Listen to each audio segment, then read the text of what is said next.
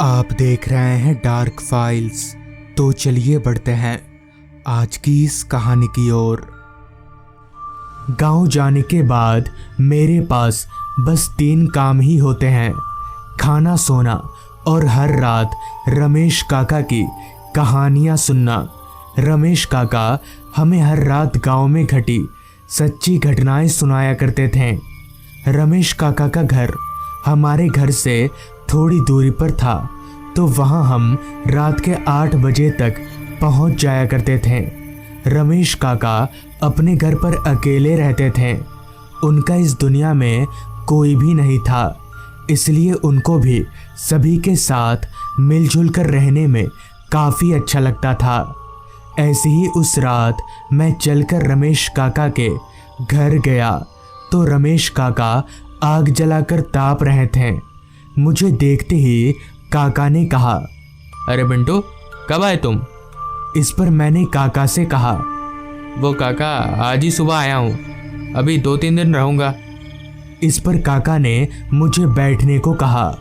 मेरे बैठते ही वहाँ गांव के और 2-3 लड़के आ गए, जो रोज इसी वक्त काका से कहानी सुनने आया करते थे। ठंड काफ़ी होने के कारण आग के पास बैठने में हमें काफ़ी अच्छा लग रहा था कि तभी मैंने काका से कहा, काका, आज कुछ कहानी बताइए। जिस पर काका ने बताना शुरू किया। आज से 3-4 साल पहले जब मैं गांव के बाहर जमींदार साहब के बगान में रात को पहरेदारी का काम किया करता था, तो उस वक्त गांव में आए दिन भूत प्रेत, डायन और काला जादू की घटनाएं सुनने को मिलती रहती थी। मगर मैं उस समय इन सब बातों पर विश्वास नहीं करता था। लेकिन उस समय गांव वालों का मानना था कि रात होते ही हर रोज गांव में अजीब अजीब सी घटनाएं शुरू हो जाया करती हैं। धीरे धीरे गांव के काफ़ी सारे लोग एकाएक रहस्यमयी तरीके से मरने लगे, मगर मरने वाले लोगों की लाश काफ़ी दिनों के बाद मिलती थी। खैर, मेरी ड्यूटी रोजाना रात के 9 बजे से सुबह के 7 बजे तक की थी, जिस कारण मुझे रात के 8 बजे ही घर से निकलना पड़ता था। ऐसे ही एक रात 8 बजे मैं बगान जाने के लिए अपने घर से निकला, तो बाहर निकलते ही ठंडी ठंडी हवाओं ने मुझे ऊपर से लेकर नीचे तक हिलाकर रख दिया।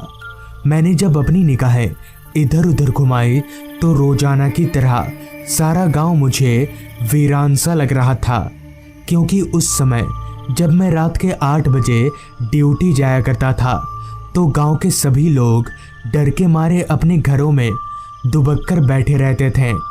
खैर, मैं और अपना समय जाया ना करके साइकिल को आगे बढ़ाने लगा और बगान जाने वाले रास्ते पर आगे बढ़ने लगा। उस समय हमारे गांव में बिजली तो थी, मगर रास्तों पर लाइट की कोई व्यवस्था नहीं थी, जिस कारण मैं हर रोज टॉर्च का ही सहारा लिया करता था। तो मेरे टॉर्च जलाते ही मेरे टॉर्च की रोशनी को रास्ते पर फैले कोहरे ने चारों तरफ से घेर लिया। कोहरा इतना छाया हुआ था कि मेरी टॉर्च की रोशनी मुझे जितना भी दिख रहा था, सब कुछ धुंधला धुंधला सा दिख रहा था। कुछ देर साइकिल चलाने के बाद मैं गांव के बाहर वाले रास्ते पर पहुंचा, जहां चारों तरफ बस अंधेरा ही अंधेरा फैला हुआ था, वो भी इतना घना अंधेरा कि मेरी टॉर्च की रोशनी भी कम पड़ रही थी। खैर, किसी तरह मैं साइकिल चलाकर बगान पहुंचा तो वहां सामू मेरा ही इंतज़ार कर रहा था। सामू जो दिन के वक्त इस बगान में पहरेदारी करता है और उसकी ड्यूटी सुबह 7 बजे से रात के 9 बजे तक की होती है। तो मुझे देखते ही सामू ने कहा, अरे राजेश, आ गए तुम? जिस पर मैंने अपना सिर हाँ में हिलाया तो मेरे आते ही सामू अपना साइकिल उठाया और अपने घर की तरफ चलता बना। अब उस पूरे बगान में मैं अकेला ही था, तो मैं सामू के जलाए गए आग के पास बैठकर बगान में इधर उधर अपनी नज़रें दौड़ाने लगा। पूरा बगान अंधेरे और घने कोहरे में डूबा हुआ था। चारों तरफ बस सन्नाटा ही सन्नाटा था। बस बीच बीच में मुझे रात कीड़ों की आवाज़ें सुनाई पड़ रही थी। कुछ घंटे तो सब ठीक था, जिसके बाद बगान में मुझसे कुछ ही दूरी पर मुझे कुछ हलचल महसूस हुई। एक दो बार तो मैंने उस हलचल को नज़रअंदाज किया, मगर जब फिर भी वो हलचल नहीं रुकी तो मैं टॉर्च लेकर अपनी जगह से उठा और उस हलचल की तरफ आगे बढ़ने लगा। मुझे समझ नहीं आ रहा था कि इतनी रात गए बगान में कौन होगा। खैर मैं डरता तो था नहीं, तो मैं चलकर उस जगह पर पहुंचा। तो वहां पहुंचते ही मैंने देखा कि दो भैंसे आपस में लड़ रहे हैं। लेकिन इतनी रात गए ये दोनों भैंसे बगान में आए तो आए कैसे? और तो और ये भैंसें किसके हैं? मगर जिसके भी हों, मुझे तो इन्हें बगान से भगाना ही होगा। ये सोचकर मैं उन भैंसों को भगाने लगा, लेकिन मेरे लाख कोशिशों के बावजूद भी वो दोनों भैंसे वहाँ से नहीं भागें। तो मैंने अपने कोशिश में थोड़ा और जोर दिया, तो मेरे जोर देते ही उन दोनों भैंसों का चेहरा एकदम से बदलने लगा और देखते ही देखते उन दोनों भैंसों की शक्ल राक्षस में तब्दील हो गई। ये दृश्य देखकर मेरे पैरों तले की ज़मीन निकल गई और मेरा सर घूमने लगा और मैं समझ गया कि ज़रूर दाल में कुछ काला है और ये भैंस नहीं बल्कि राक्षस हैं। अभी मैं उन्हें देखकर कांप ही रहा था कि तभी उन दोनों राक्षसों ने अपना पूरा रूप ले लिया। उनका चेहरा पूरी तरह सफ़ेद था और उनकी आंखें बाहर लटक रही थीं।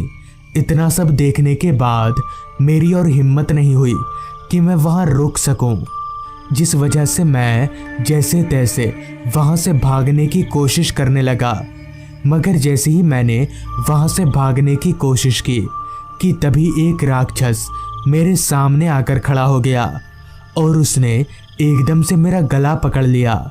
मैं उसके हाथ से अपने गले को छुड़ाने की काफ़ी कोशिश कर रहा था, लेकिन उस राक्षस ने मेरा गला इतनी ज़ोर से पकड़ा था कि मैं अपने सिर को हिला तक नहीं पा रहा था। देखते ही देखते मेरी आंखों के सामने सब कुछ काला पड़ने लगा। तो मैं समझ गया कि अब मैं नहीं बचूंगा और ये राक्षस मुझे मारकर खा जाएंगे।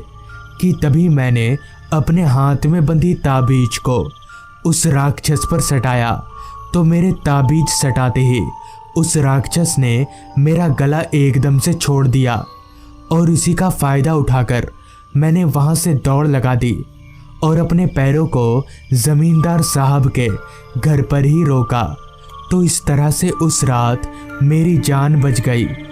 रमेश काका की बात खत्म होते ही मैंने जब अपनी निगाहें घड़ी की तरफ घुमाई तो वक्त हो रहा था रात के 10 बजे का। काफ़ी रात हो जाने के कारण मैं रमेश काका को आता हूँ बोलकर घर की तरफ आगे बढ़ने लगा। तो पूरा रास्ता सुनसान और सन्नाटे में डूबा हुआ था। रास्ते पर चलते हुए मेरे दिमाग में बस बार बार रमेश काका के बताए गए बातें ही दौड़ रही थी कि तभी मुझे हल्का होने की ज़रूरत महसूस हुई। तो मैं रास्ते के किनारे झाड़ियों की तरफ हल्का होने चला गया। अभी मैं हल्का हो ही रहा था कि तभी अचानक मेरे बगल के पेड़ की डाली टूटने लगी। तो इस पर जब मैंने अपनी निगाहें उस पेड़ के ऊपर घुमाई तो इतने में ही मेरा पूरा शरीर पसीने से लथपथ हो गया और डर से मेरे दोनों पैर कंपकपाने लगे।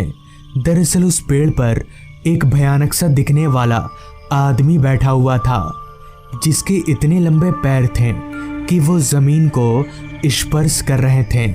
ये देखकर मैं समझ गया कि ये कोई इंसान नहीं बल्कि भूत है, जिस कारण मैं वहाँ ना रुककर भागता हुआ घर चला आया। मगर घर आकर काफ़ी दिनों तक मेरी तबीयत खराब रही। बाद में काफ़ी झाड़ फूँक करवाने के बाद मैं ठीक हुआ। तो दोस्तों, ये थी आज की कहानी। अगर आपको ये कहानी अच्छी लगी हो तो चैनल को ज़रूर सब्सक्राइब कर लें। तो मैं आपका दोस्त आर्यन जल्द ही मिलूँगा आपसे ऐसी ही एक कहानी के साथ।